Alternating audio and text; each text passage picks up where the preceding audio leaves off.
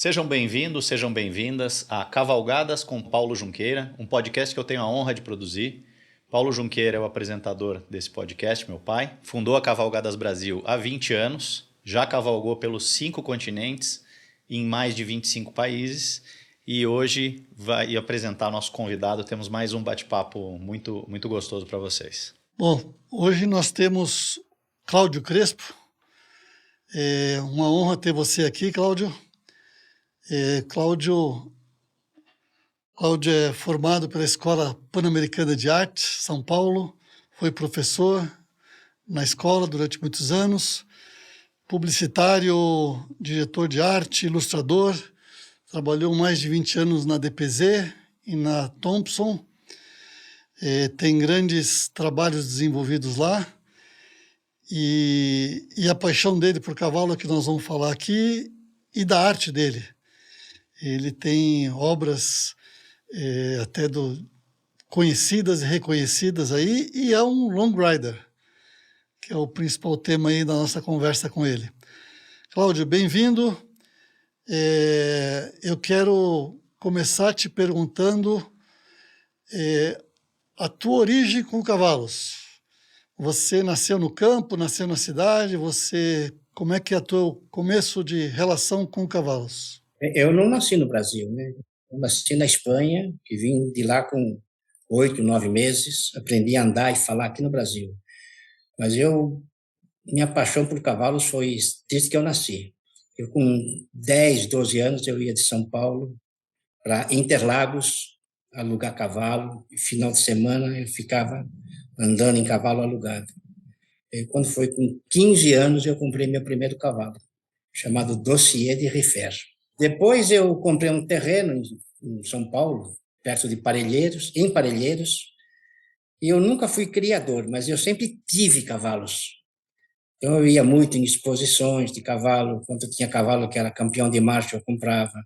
Eu cheguei a ter de 8 a 10 cavalos, todos marchadores. E às vezes tinha alguma égua que vinha num rolo, nascia um potrinho, eu registrava, mas não era o meu objetivo. O meu objetivo sempre foi cavalgadas. Eu sempre mexi com cavalo, escrevi sobre cavalo, pintei cavalos. Até hoje, as minhas obras de arte são direcionadas ao meio equestre, entendeu? Entendi. Então vamos voltar para o teu trabalho, já que você falou em arte. A tua carreira, você estudou, como eu falei, na Escola Pan-Americana. Você, como eu falo publicitário, mas é um diretor de arte, ilustrador, na grande DPZ do Alibe Petit Zaragoza. Você fez algumas marcas muito famosas, né? Participou da criação. Me cita 3 aí, marcas que... Tem a do cavalo árabe, né? Da Associação do Cavalo Árabe, que você criou, não é isso? É uma delas? Do árabe eu fiz 2 logotipos para o cavalo árabe. Agora tem esse terceiro, não fui eu que fiz, não. Mas o do anglo-árabe fui eu que fiz. Da publicidade, do cavalo, né? De marcas conhecidas.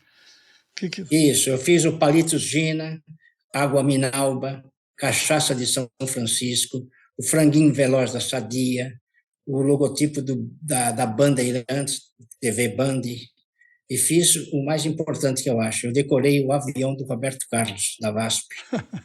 Acho que foi em 82, 83. E outras coisas que a gente não me lembra agora, mas foram muitas coisas que eu fiz no meio publicitário, né? Tá. E você, enquanto publicitário, você já estava pintando cavalos ou você começou depois que... Depois que eu parei no meio publicitário, eu comecei a viver de pintar cavalo. Até lá, eu pintava os meus cavalos. Eu pintava, daí os amigos iam em casa, eu tinha os cavalos no meu aras, as pinturas, numa casa que eu tinha em Campos do Jordão. Daí os amigos viam essas pinturas e me pediam se eu podia retratar o cavalo deles. Daí, quando no meio publicitário começou a entrar a internet, eu senti que eu, como ilustrador, já ia ficar meio de escanteio. Então, eu resolvi parar e aproveitei que eu tinha meus cavalos e eu comecei a fazer cavalgadas nesse tempo aí. Foi aí que eu comecei com cavalgadas, né? Antes de falar das cavalgadas, você ouviu falar do Bjarke Rink? Conheci, ouvi falar, ele fez uma cavalgada com um cavalo chamado Urupês, não é isso? Que ele foi... Não. Não, eu estou confundindo. Eu ouvi falar muito isso aí. Você está confundido com o Stephanie Bigot francês. Inclusive, o sufixo dele era o mesmo que eu usava, emoção.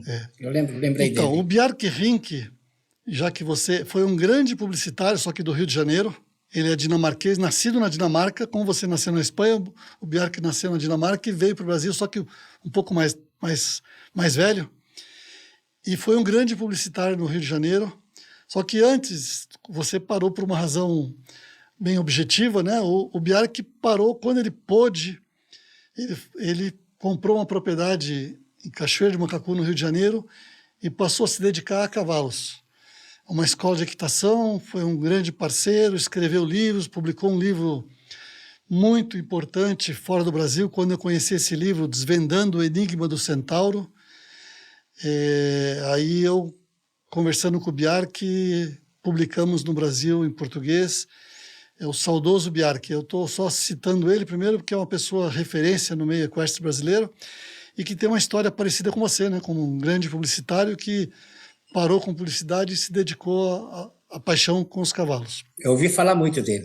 Eu li muita matéria sobre ele. Isso. Ele publicava como você. Tinha muita admiração. Tinha e tenho ainda admiração por ele. Como você escreveu na saudosa Ipos aí, ele também escreveu, é uma pessoa muito conhecida no meio.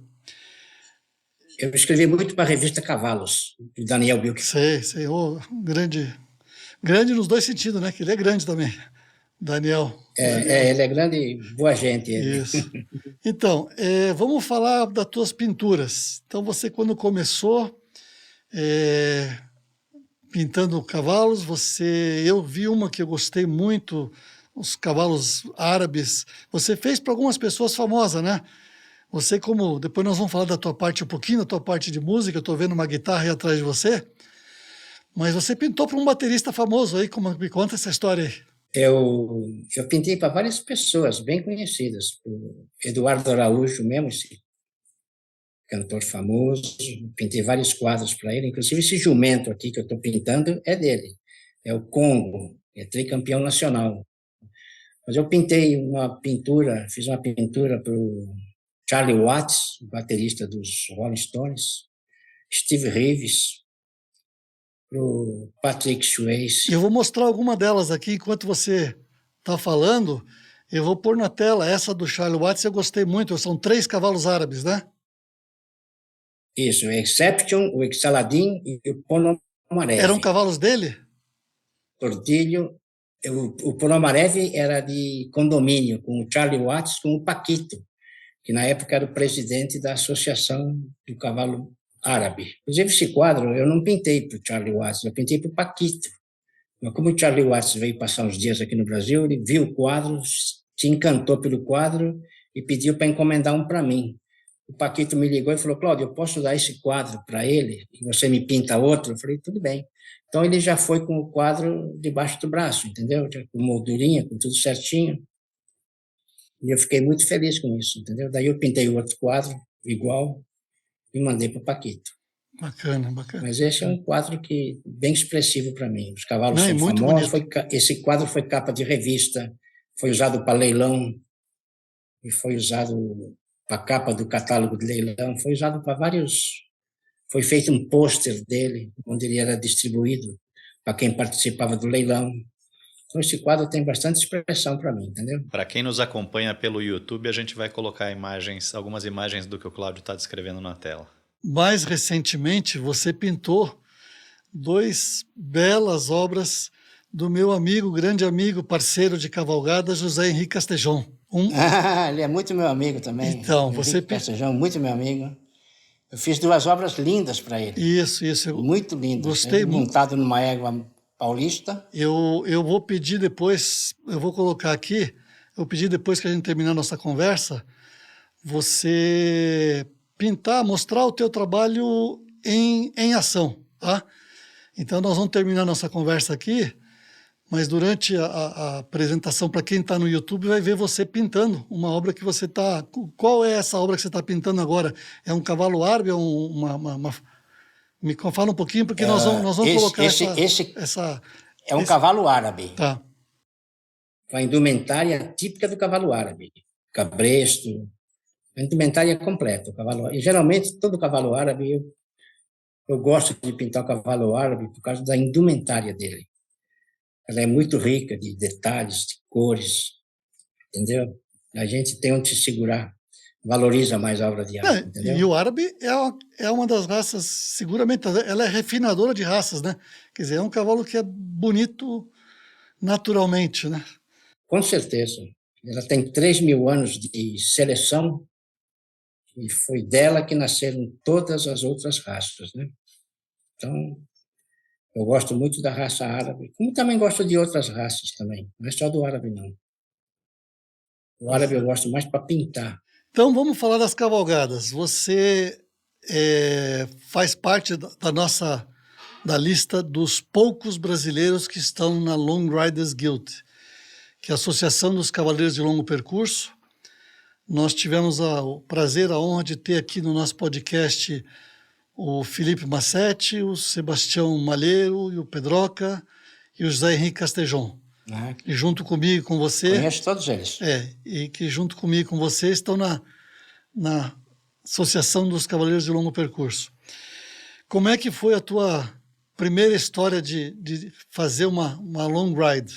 Bom, eu nunca gostei de andar em fazer passeio a cavalo e ficar andando dentro de piquete. Eu sempre gostei de rua. Eu sempre gostei de ter um objetivo. E eu morava em Gurupi, Tocantins, e eu organizava provas de team rope, laço em dupla. Então, um dia eu vim para Avaré, não lembro o quê, isso foi nos anos de 94, e eu vi um cavalo muito bom, e o cara estava se desfazendo dele a um preço bem acessível. E eu comprei o cavalo. Daí eu liguei para a companheira que eu tinha lá, falei, olha, eu vou me demorar um tempo, que eu vou esperar uma carona, um frete, dividir algum frete, para não ficar muito caro, né? Porque eram 1.000 e poucos quilômetros, quase 2.000. E ela brincando falou, por que você não vem montado nele? E eu passou despercebido. Depois eu fiquei pensando. Falei, nossa, que ideia boa que ela me deu. O cavalo era muito bom. Daí eu peguei uma sela emprestada, comprei um alforje, canivete, uma lanterna. E foram, acho que, 48 dias, 1.860 quilômetros. Foi a melhor cavalgada que eu fiz até hoje. Foi maravilhosa. Essa aí você fez, então, como a gente diz, na raça, sem nenhum planejamento, zero? Nada. Sem pensar, saí sem pensar. Eu pensei assim, bom, se por acaso eu andar 500 quilômetros e não der certo, pelo menos são 500 quilômetros a menos de eu pagar carreta, entendeu? Mas deu tudo certinho, entendeu? Eu ainda dei uma entrevista aqui na TV Globo de São Carlos. Na época eu ainda não conhecia o Malheiro, não conhecia. E que idade? Passei a conhecer depois daquilo. E que idade você tinha na época? Que idade que eu tinha? Isso.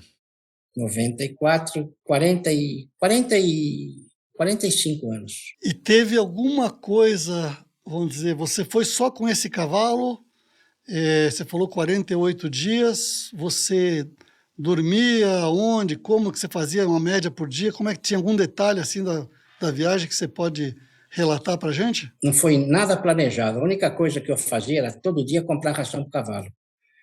E é difícil você comprar ração, eles só vendem de saco. Então, todo dia eu passava no supermercado e comprava farelo de trigo, fubá, bolacha de água e sal, repolho, banana, cenoura, e ele ia comendo essas coisas, entendeu? Ração não era viável eu levar.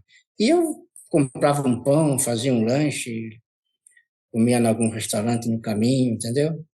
Não foi aventura mesmo, foi delicioso, deu tudo certinho, foi que nem eu imaginava. Eu dormia, foi numa época boa, que não estava chovendo, eu dormia sempre debaixo de uma árvore, não levei rede, porque a rede ela ocupava muito espaço, e eu dormia no chão. Colocava o bacheiro do cavalo, a sela como travesseiro. Em 48 dias eu fiz aquilo que eu nunca imaginava fazer. E o percurso? Como é que você achou o caminho? Porque tem estrada de asfalto, mapa, tem né? cerca. Não, eu evito asfalto. Eu evito asfalto. Tá, tá. Se eu posso ir por estradas secundárias, eu prefiro. De terra, de preferência, eu prefiro. Mas como é que você Agora, tinha... tem hora que não tem jeito, né? Você é obrigado a cair no asfalto, né? O cavalo, que raça que era? Ele era um cruza, quarto de milha com um paulista. Tá, boa. Muito bom. Muito bom. Ótimo. Ele Ótima era, cruza. ele era bom para laço em dupla. Ótima cruza. E aferrajamento? Eu no caminho, a cada 400 quilômetros, eu parava em alguma cidade, procurava onde tinha um ferreiro e ferrava o cavalo. Isso foi nessa cavalgada. Agora, nas outras, geralmente eu levava ferradura, levava cravo e às vezes eu mesmo ferrava, entendeu? Mas e deu certinho cada 400 quilômetros, ele aguentava os 400 quilômetros tranquilo. A média de um cavalo em cavalgada é 400 quilômetros, dependendo do tipo de piso, né? Se é em rua de terra, rende até uns 500, 600. Agora, se é de asfalto, é 350, 400 quilômetros, tem que trocar a ferradura. Entendi. Até aguentaria um pouco, mas a gente não pode ficar arriscando, né? Claro. Está no meio de uma estrada aí, longe de uma cidade, cai uma ferradura, você vai ter que puxar o cavalo até a cidade, entendeu? Eu quis que você detalhasse mais, mas não por coincidência, mas tem dois casos que eu vou citar meus com o Zé Henrique. A nossa grande viagem, que foi a Estrada Real, foi 1.780 quilômetros, a cada 400 quilômetros nós parávamos um dia. Não só para ferrar, mas aí era o nosso dia de descanso, o nosso e do cavalo. E exatamente isso, cada 400 quilômetros. E no caso, nós fizemos juntos também o caminho de Santiago de Compostela, na Espanha. Lá foi menor, foi um pouco menos de 800 quilômetros, e lá eu tive um cavalo excepcional nesse aspecto de casco. Eu não esperava, ninguém esperava. Eu foram quase 800 quilômetros, sem trocar a ferradura, sem trocar a ferradura. E lá, muita pedra, porque aí eu, como o caminho de Santiago, cruza muita cidadezinha, aquelas vilas, né? Vilas medievais, vilas, muito piso de pedra e tudo. Era um cavalo, tinha uma cruza de cavalo de tração, mas um casco muito bom e aguentou quase 800 quilômetros, não trocou. O do Zé Henrique teve que trocar no caminho, mas foi curioso até, uma coisa que chamou muita atenção. Eu, geralmente, na minha cavalgada, eu paro toda segunda-feira. Segunda-feira é descanso meu e do cavalo, entendeu? É o dia que eu, às vezes, até procuro tentar trocar a ferradura dele nesse dia.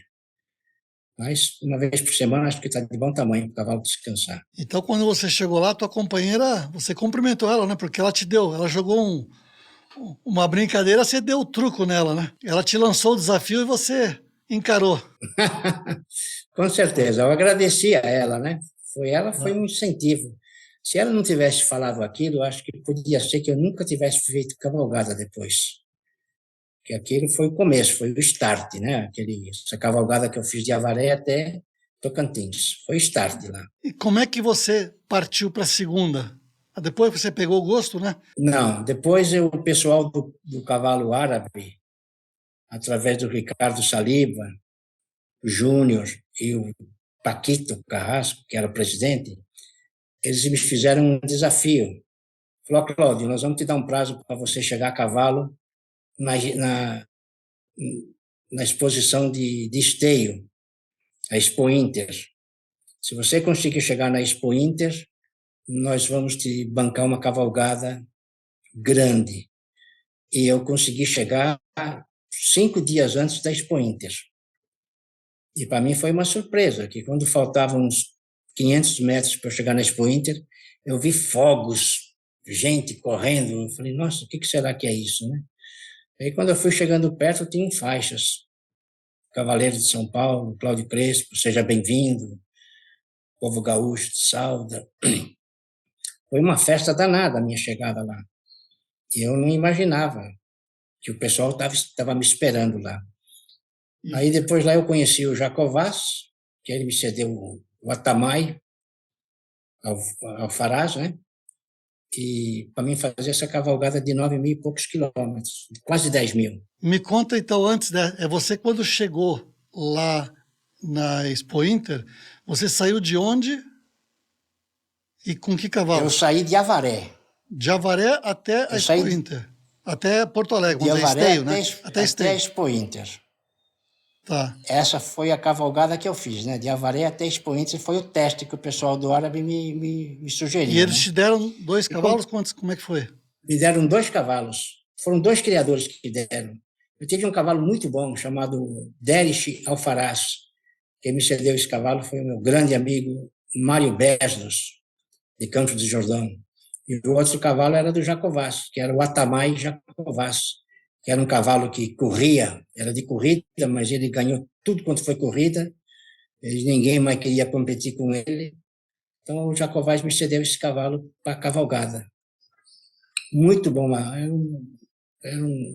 uma dupla muito boa que eu tinha, era um conjunto muito bom que eu tinha.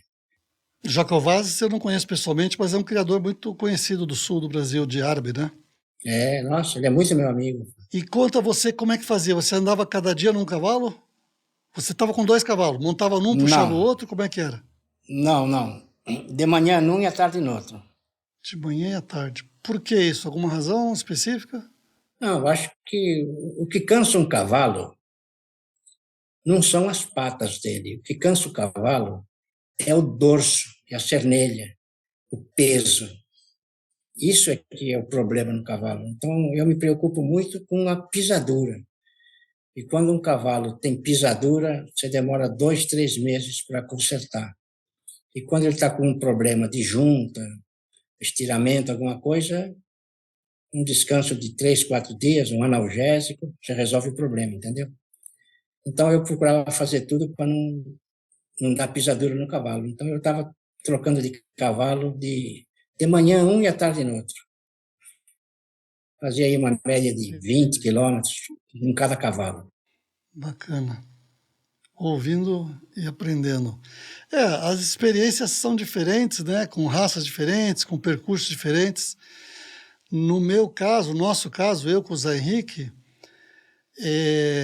nós andávamos um dia em cada um. Eu andava um dia num e puxava o outro. Puxava quando estava em local que precisava puxar. Quando estava em local, vamos dizer, que podia soltar, a gente soltava, ele ia solto do lado, ou na frente, ou atrás e tal, né? Só que eu, como já estava, isso foi feito, já, vamos dizer, eu já tinha muitos anos aí de experiência com cavalgada, eu, durante um período, eu fui desenvolvendo uma cela específica para isso. Então, para você ter uma ideia, foram alguns, não lembro agora, mas pelo menos 3, 4 anos, eu cheguei a fazer, foram 8 celas. A 8ª cela chegou na cela que eu considerei que estava, vamos dizer, pronta para ser a cela para fazer um long ride. E aí eu fiz os 1.780 quilômetros, andando, como eu te falei, cada 400 quilômetros parando um dia, e o lombo do cavalo perfeito, né? E para você ter uma ideia, a sela não precisava manta. A sela, se eu quisesse pôr em cima do cavalo direto, podia. Eu punha uma manta porque tinha um alforje e tal. Mas, claro, são experiências diferentes, né? Mas interessante você deixou claro aqui bem a questão do lombo do cavalo, que obviamente é fundamental. Eu já tive a experiência com um amigo que fizemos junto também uma outra viagem, uma parte de uma viagem, onde a sela pisou e aí foi um problemaço, né? Porque a gente sabe, por exemplo, para poder resolver isso demanda um tempo, né? Não é rápido. Então, muito tempo, e que acaba com a cavalgada. Claro. Não, e nós não podíamos, né? Nós não estávamos nessa viagem com o Zé Henrique, nós não estávamos com tempo, a gente tinha que seguir em frente, quer dizer, qualquer contratempo ia nos atrapalhar muito. Nós fizemos um planejamento para não parar, só cada 400 quilômetros, né? Então, mas eu só quis fazer essa observação porque foi interessante a tua de fazer de manhã e tarde, né? Também é uma opção interessante. A sela é um item muito importante na cavalgada. Não só muito, acho que é o mais importante. Sem dúvida. Para o cavalo e para o Eu cavaleiro. tenho uma sela que eu fiz mandei fazer uma sela em Goiás. Ela pesa 4,5 kg. Eu tenho ela até hoje. Até hoje. É uma sela maravilhosa. E isso é importante, a sela. Muito importante. Eu tenho a oportunidade, o privilégio, né?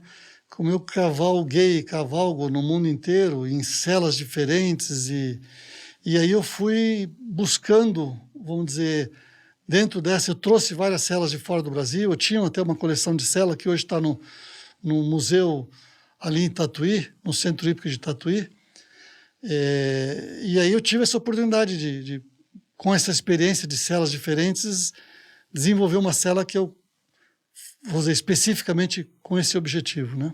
Agora uma pausa no nosso bate-papo para falar da Drogavet. A Drogavet entende que cada cavalo é único e especial e precisa de um tratamento adequado às suas necessidades e às suas peculiaridades. No campo, nas competições ou nas cavalgadas, a Drogavet quer colaborar com o melhor desempenho, com a saúde e a vitalidade de cada cavalo. Por isso, o manipulado Drogavet é preparado na dose certa, quantidade necessária e no sabor e apresentação farmacêutica que facilite a administração e garanta maior adesão ao tratamento. Saiba mais sobre os manipulados para equinos e as vantagens de cuidar do seu cavalo com quem é pioneiro e líder em manipulação veterinária. Acesse drogavetequinos.com.br. Drogavet, amor animal sempre em movimento. Dando continuidade, se não bastasse ter feito 2 long rides, você foi para uma terceira, que você chegou no Maranhão, né? Vamos falar dessa aí agora. Como é que foi essa experiência? Você saiu da onde, para onde? Eu saí de Avaré. Sabe, eu fiz tanta cavalgada para conseguir essas 5. Eu dei muito start de cavalgada que acabou não dando certo. Depois de alguns dias desistia, entendeu? Seja lá qual fosse o motivo, né? E eu também saí de Avaré para ir para Imperatriz. E eu escolhi Imperatriz porque eu tinha um grande amigo meu lá em Imperatriz, que ele era o dono da revista Cavalo Marchador, Alberto Soares, Coimbra.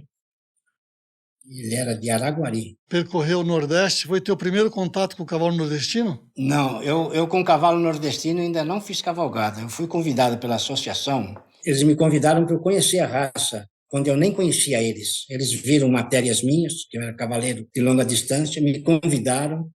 Eu fui lá, fiquei uns 10 dias com ele, que eles me apresentaram a raça do cavalo nordestino.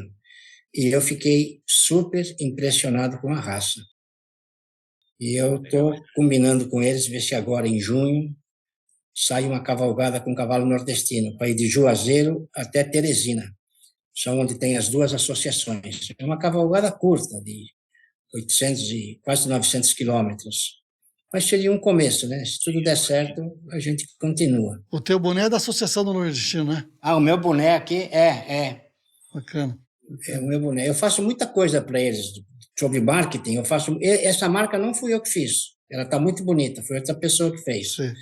Mas eu faço muita coisa para eles, entendeu? Eu tenho amigos do cavalo nordestino lá no Piauí. Então, quando você for fazer terminar em Teresina, nós vamos conversar, porque eu tenho amigos ali. Eu sei quem é.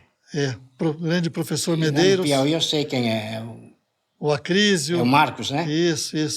E aí, vamos falar, você também foi para o Sul, né? Você teve um projeto, uma cavalgada para a Argentina, né? Eu fui no Sul, Uruguai e Argentina. Foram 9.800, quase 10 mil quilômetros, 9.880 quilômetros. Foi essa que o pessoal do Árabe me bancou. Eu até consegui um patrocínio de uma cervejaria e com mais a diferença que o pessoal do Árabe me deu, foram aí acho que 2 anos de cavalgada. Eu parei muito no caminho, alguns problemas. Para entrar na Argentina tive muito problema. E eu entrei lá como clandestino. Eu desci, fui até próximo de Montevidéu, eu quis pegar a balsa para Buenos Aires, tinha que ter a documentação do cavalo toda em ordem. e eu não tinha pedido, eu não tinha feito a quarentena e nem pedido autorização. Que eles pediam para fazer quarentena, era muito complicado. Então, eu peguei e resolvi entrar na Argentina por Foz do Iguaçu. Em Foz do Iguaçu foi o mesmo problema. Eles me deram uma ficha que tinha que fazer 11 exames. Eu falei, eu só conheço 3. Anemia infecciosa, piroplasmose e o morbo. Então, eu procurei um veterinário. E o veterinário viu a lista e falou, olha, eu não tenho como fazer esses exames todos aqui. E eles queriam que eu botasse o cavalo num caminhão, levasse ele para Rosário para fazer quarentena. Falou, quer saber de uma coisa? Como eu falo bem espanhol, eu tirei a roupa de patrocínio para não saberem que eu era brasileiro, e eu desci até a cidade de Barracão e entrei na Argentina como se eu fosse um argentino. Eu falo espanhol fluente, ninguém me parou, eu não dei entrevista em rádio, eu simplesmente andei a cavalo lá, só isso. Mas eu evitei exposição, entendeu? Ô, Cláudio, esse podcast vai Fui estar. até Neuquén. Esse podcast vai estar público aí. Você pode ser preso. Você tá assumindo uma culpa aí. Se os argentinos escutar isso. Agora já foi. Não, isso já caducou. Fazem 25 anos. Tá bom. E diga uma coisa: nessas viagens, você. Vamos dizer, você a primeira de todos, você falou, estava lá o canivete, o alforge, a sela e o cavalo, você e Deus. E a lanterna. E a lanterna, importante. A lanterna. Uma capa não era importante. Não precisava ter uma capa também, não? Eu não gosto de... Não. Não? Nada. Hoje em dia, eu mandei fazer uma capa especial e uma rede especial de tecido de paraquedas. Sim. Ela ocupa um espaço insignificante, entendeu? E não é nem capa, é um macacão que eu fiz, todo bem fechadinho, bem folgado. Caso eu estiver fazendo cavalgada no frio, eu posso ter um agasalho por baixo, entendeu? Mas naquele tempo foi tudo meio na aventura mesmo, entendeu? Se não tiver aventura, também não tem graça, né? Tá certo. Tá certo. Mas e essa para a Argentina, por exemplo, foi mais longa, ou a mesma de Imperatriz, também é no mesmo sistema? Parava onde dava, do jeito que estava, você e Deus e o cavalo? Sempre eu fiz cavalgada sozinho. Uma cavalgada que eu saí de São Carlos, eu tentei sair de São Carlos, eu levei um carro de apoio. Não demorou uma semana, eu peguei e voltei. O carro é só para você levar tranqueirada, coisa que você não usa. É mais um ser humano que está lá. Eu vou como aventureiro. Apesar que eu não gosto de falar aventura. Um cavaleiro que conhece cavalo não faz aventura. A gente faz uma coisa planejada e com consciência, entendeu? Mas quem vai te dando assessoria, ele acha que é festa, ele acha que todo dia você vai parar em rodeio, tomar cervejinha em boteco, entendeu? E em outros lugares. Eu falei, não, cavalgada é andar a cavalo, dormir no meio do mato, andar a cavalo, dormir no meio do mato, andar a cavalo, e isso aí vai ser 1 ano, 2 anos. E não é todo mundo que está preparado para isso. Então, eu larguei tudo para trás e fiz aquela cavalgada primeira que eu fiz. Só que agora com 2 cavalos. Coisa que eu também não vi muita vantagem com 2 cavalos. Eu acho que um cavalo bom é melhor do que 2. É mais fácil você alimentar um cavalo, você cuidar de um cavalo. 2 cavalos já dobra o trabalho, porque o cavalo não é que nem uma moto, que você anda, você desliga ela e para. O cavalo, quando ele acaba de cavalgar, aí é que vem o trabalho da gente. Você dá um banho no cavalo, aí você tem que arrumar um lugar com água, você tem que dar água para ele beber, tem que dar comida, um lugar para ele ficar descansando, um lugar tranquilo, entendeu? Então, cavalo é gostoso, mas é trabalho, né? Tem que gostar. Se não gostar, não faz. Para quem não conhece, tem inclusive o site da associação no Long Riders Guild. Eu vou colocar aqui para quem está vendo no YouTube, colocar aqui o endereço.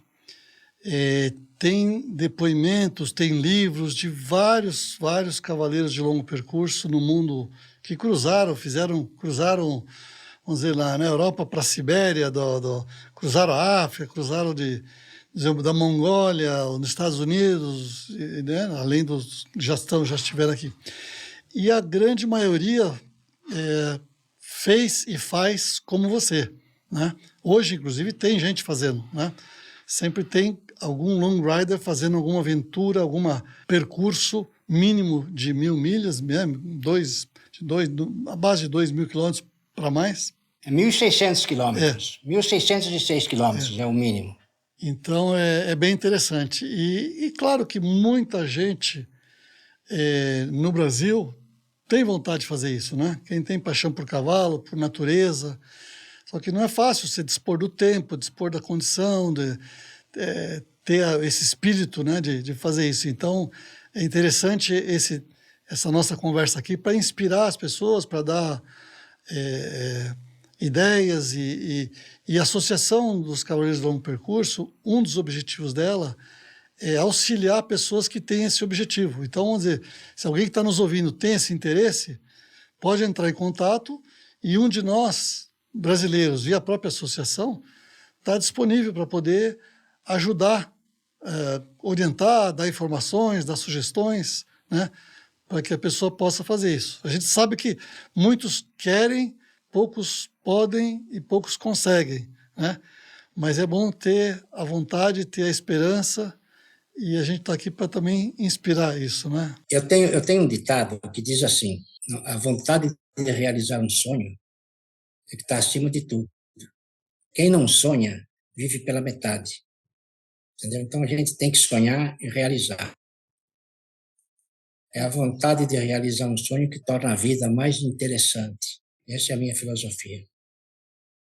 Quando eu chegava, às vezes, em algum lugar, o pessoal falava: mas quantas pessoas foram na cavalgada? Eu falei: fui sozinho. Pô, mas sozinho? Por que vocês não vão um monte de gente? Eu falei: você não consegue achar um companheiro para ir. Agora, imagine um monte de gente. Eles acham que é que nem esses passeios que faz, dia que a cidade faz aniversário, faz cavalgada, entendeu? Uma cavalgada é uma coisa muito séria, envolve um cavalo, é um ser, ele tem que comer, ele sente dor, sente frio, sente fome, entendeu? Se você não souber o limite do cavalo, você mata o cavalo. O importante do cavaleiro é ele saber o limite do cavalo. Você tirar o máximo que você pode dele, mas até o limite onde ele não vai ter um problema de distensão depois, um problema de articulação, entendeu? Então é isso aí. Cavalgada tem que gostar. Se não gostar, pode desistir. Cláudio, vamos dessas cavalgadas, teve algum fato, vamos dizer, alguma situação de risco, alguma coisa que te deixou numa situação, vamos falar de risco, de medo, de problema mais sério? Não, medo não, porque eu vou te falar uma coisa. A gente que anda com cavalo, existe uma coisa que se chama adrenalina. Eu estava fazendo uma cavalgada quando eu fui até Esteio. Eu estava indo picando cidadezinha por cidadezinha. E em Santa Catarina é muita subida e muita descida. E são com pedras grandes. E o cavalo, ele gosta de subida, mas o cavalo não gosta de descida. E eu tinha problemas com esse cavalo. Quando eu cheguei na cidade de Castelo, eu já estava cansado de ficar andando naquelas ruazinhas, onde era 30 quilômetros, você demorava o dia todinho para fazer aquilo. Então, quando eu cheguei em Castelo, eu falei: quer saber de uma coisa? Eu vou pegar 116 e vou por aqui. Então, chega uma hora que você está andando a cavalo e você não sabe o que vem por trás. Às vezes é um caminhão e a 100 por hora numa descida, e é o que eles andam mesmo. E eles, muito gentilmente, caem na besteira de buzinar para a gente. E o meu medo era o cavalo assustar, e em vez de ele cair para a direita, para o mato, ele cair para a pista, entendeu? Então, esse era um problema que eu tinha. Outro problema que eu tive, quando eu estava cruzando a cidade de Santa Catarina com o Rio Grande do Sul, eu parei antes da ponte. Eu pensei: bom, eu vou cruzar essa ponte, eu vou esperar uma hora que não tenha nenhum cavalo, nenhum caminhão na última curva, e vou entrar no galope na pista. Só que quando eu entrei na pista, do outro lado, quando acabou a ponte, não tinha acostamento. Mas não tinha um acostamento. E eu tive que subir uma serra de uns 7, 8 quilômetros, quase que no galope. O cavalo árabe, nas minhas cavalgadas, eu só fazia no galopito, entendeu? Eu não andava com ele no passo nem no trote. Era no galope, porque no galope você não cansa tanto. Você no trote, você não aguenta o dia todo no trote, né? Então, essas foram duas aventuras que eu tive. E outra foi quando eu tive que cruzar o Parque Nacional de Iguaçu, que eles não queriam deixar que eu atravessasse. Por coincidência, no dia tinha lá um tal de Ronaldo, que era um veterinário que estava fazendo uma pesquisa, caçando onças e estava colocando colares nas onças. E ele falou: Cláudio, você vai passar, mas você vai assinar um termo que a responsabilidade é sua. A onça, de manhã cedo, é quando ela sai para comer. Quer dizer, entendeu? Então, procura não passar muito cedo. Procura ir ao meio-dia. Eu cruzei, eu não lembro quantos quilômetros que era no Parque Nacional. Eram mais ou menos, eu calculo que uns 18, 20 quilômetros. E lá foi um momento de tensão, medo de uma onça sair do meio do mato, a pista era estreitinha, e o cavalo é o prato predileto da onça, né? Também foi um momento de um pouco de tensão, mas não aconteceu nada, foi tudo beleza. Das 2 vezes que eu cruzei, foi tudo beleza. Tá bom. Não chegou a ver onça, não? Não cheguei. Não cheguei, graças a Deus. E eu tive no Pantanal há poucos meses, vi uma onça com filhote muito bonito. Vamos lá, Cláudio. Falar um pouquinho, alguma coisa você falar de pessoas que você conheceu no caminho, você chegou a se hospedar, vamos dizer, às vezes você chegou num lugar que tinha uma casa que te receberam, alguma coisa assim pessoal, alguma coisa, seja para o Nordeste, seja para o Sul do Brasil, seja para o Maranhão. Eu vou fazer, aqui eu vou fazer uma crítica e um elogio.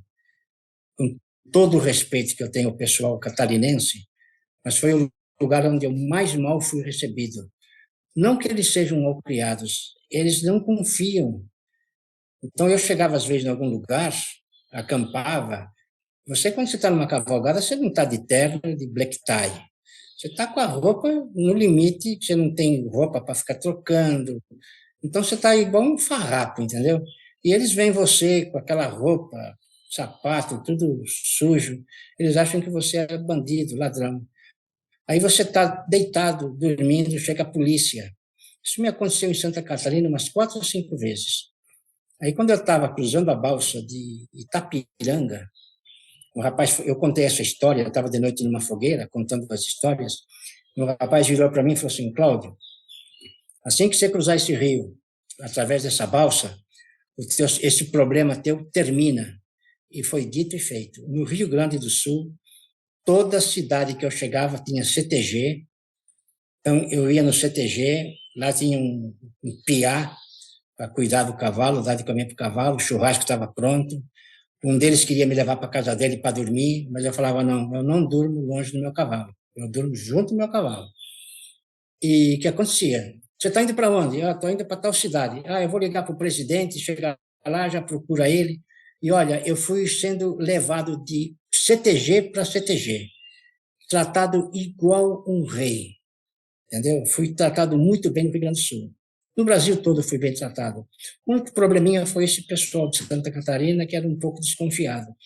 E tinha outra coisa, aonde era acostamento na estrada, que era para ter acostamento, para você andar no acostamento, eles aproveitavam aquele espaço para plantar.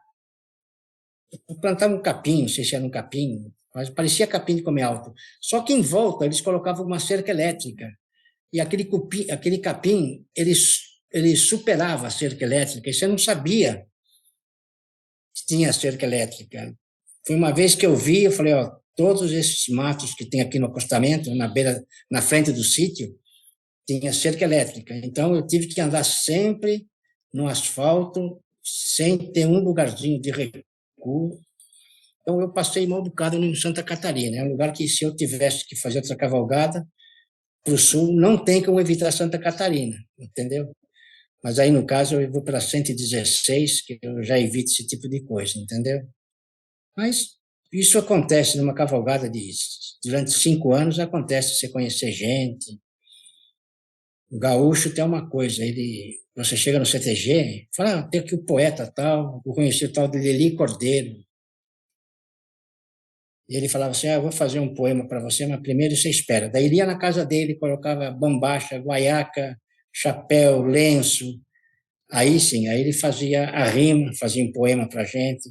Se ele não tiver com a indumentária, principalmente com a faca, né? Piochado. Na guaiaca, aí ele não faz o...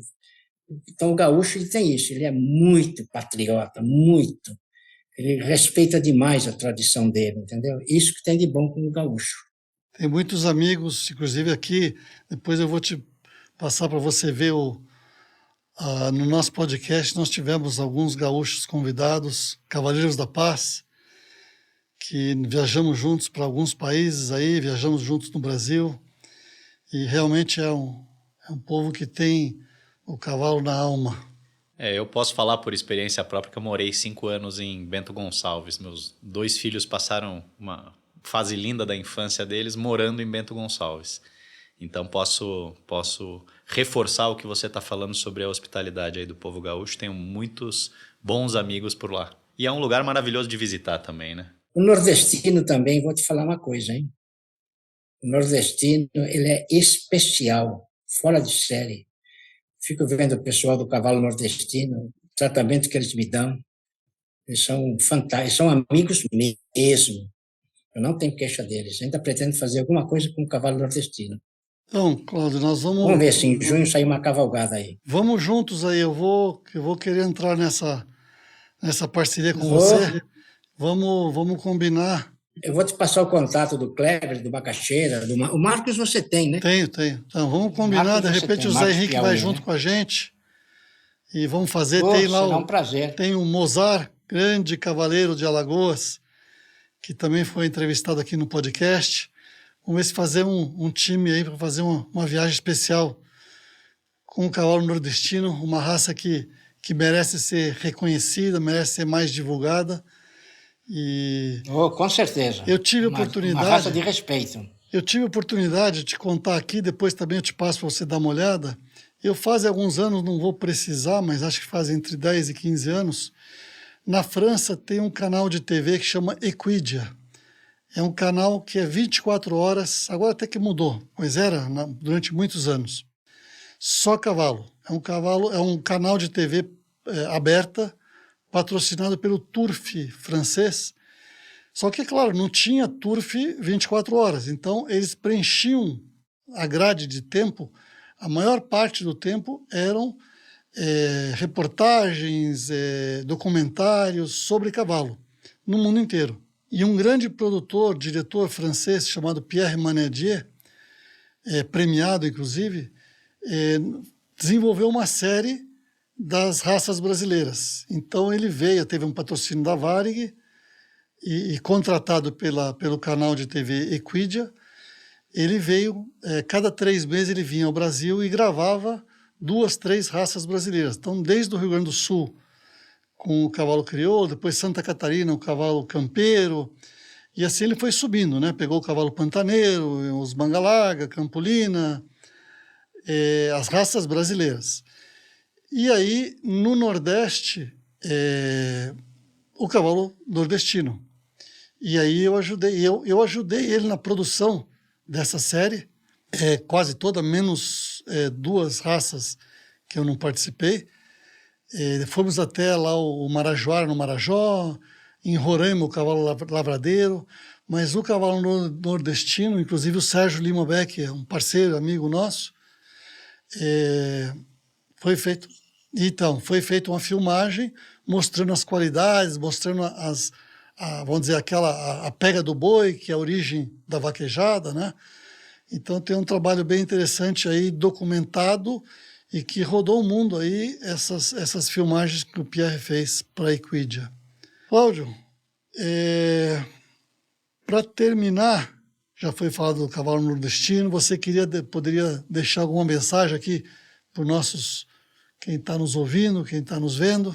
Queria que todo esse pessoal que gosta de cavalo, e um dia ele quiser conhecer um cavalo mesmo, ele fazer uma cavalgada, ele passar aí uns 2 ou 3 meses comendo junto com o cavalo, dormindo junto com o cavalo, cavalgando junto com o cavalo. Aí ele vai conhecer melhor o cavalo. Ele vai ver o quanto um cavalo é amigo da gente. E a pessoa se animar um pouco para fazer cavalgadas. Eu acho que no Brasil, long riders tem muito poucos, são contados, pouquíssimos. E acredito que tem muita gente que gostaria de viver essa aventura, entendeu? Então a pessoa tem que botar a cara no mundo, arrumar um cavalo bom, não precisa ser cavalo registrado, cavalo de raça. O cavalo tem que ser bom, entendeu? E é fácil você achar cavalo bom. E cair no mundo. Cair no mundo, puder registrar, registra, que é melhor, né? Sim. Mas é o único conselho que eu dou. Fazer cavalgada de longa distância. Ficar andando dentro de piquete, eu acho que não leva a nada. Eu, pelo menos, não sinto prazer nisso. Eu gosto de comer estrada, eu gosto de ter um objetivo. Estou em tal cidade, eu vou para tal cidade a cavalo. Aquilo, o ânimo é melhor, te incentiva mais, entendeu? Te encoraja. Só isso que eu quero dizer. Você está com 75 anos, é isso? Eu estou com 75. Muito bom. Então, vamos cavalgar junto. Nessa cavalgada do cavalo nordestino, lembro do Sebastião Malheiro e até do Pedroca. Sim, sim. Não, vamos conversar. São sim. dois ídolos meus que eu admiro, tenho muita amizade com eles. Isso. O Pedroca eu não conheço pessoalmente, mas o Sebastião eu conheço ele muito bem. Admiro demais o trabalho do Sebastião Malheiros. Não, Ele Malheiro. podia participar dessa cavalgada no Nordeste. O Malheiro, inclusive, cavalgamos juntos agora, novembro, dezembro, aí, lá na Patagônia Argentina. Um grande companheiro aí de cavalgada. Ele é um grande companheiro. E junto com o Pedroca também um dos nossos entrevistados aqui no podcast, um dos episódios anteriores. Isso. Vamos organizar aí, de repente, uma cavalgada Long Riders aí, essa do Nordeste aí. Eu tô vendo essa guitarra aí, só antes de encerrar, a música eu gosto, como todo mundo e tal, mas pra gente não entrar muito, mas você é músico também, guitarrista, é isso? Sim, eu com 15 anos, eu tocava naqueles bailinhos dos anos 60, na época que apareceram os Beatles, e eu toco até hoje. Só que hoje eu toco sozinho, não toco mais em banda, e eu vivo da música também. Depois eu posso mandar alguma coisinha para você ouvir. Se quiser colocar alguma coisinha depois aí no áudio, você pode colocar. Né? Você toca o quê? É rock? O que é? É de tudo. Eu toco dos anos 60. Nos anos 60 tem baladinha, tem bolero, tem rock, iê, tem tudo. Dos anos 60 aos anos 80. Beatles, Bee Gees, Pink Floyd, Eric Clapton, Paul Simon, todo aquele pessoal bom dos anos 70, 80 é o que eu toco hoje em dia. Gosto muito. Meu repertório é só com músicas dos anos 60. Mas você tem música própria também? Você compõe ou só interpreta? Não, é só música que já foi consagrada. Perfeito. São clássicos, né? Dos anos dourados, né? Clássicos. Perfeito. Estou curioso para ouvir depois, vou procurar. Então, você não sei se nós chegamos a conversar sobre isso, mas ele citou aqui já das obras com o Eduardo Araújo. Eduardo Araújo é um grande...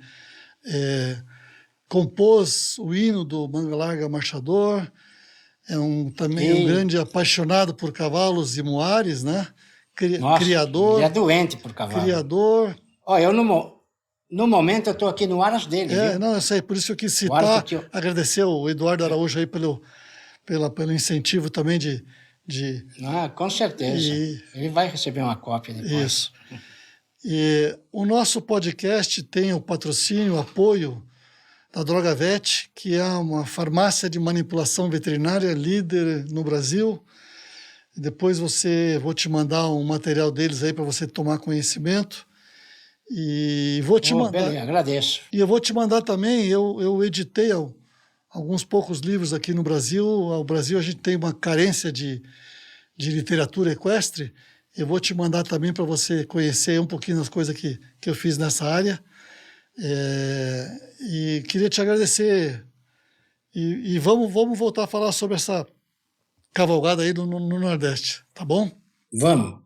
Eu vou entrar em contato com o presidente da associação, o pessoal do núcleo lá, e vamos agitar isso aí, com certeza. Muito obrigado. Foi um prazer aí. O prazer foi todo meu. Queria agradecer a vocês pela atenção e pela dedicação que vocês têm para com o cavalo e para com os cavaleiros de Long Ride.